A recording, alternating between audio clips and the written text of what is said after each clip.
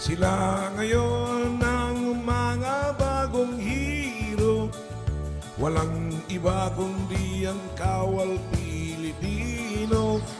Kahit ulan, kahit baha pati bagyo, nakahanda silang tumulong sa tao.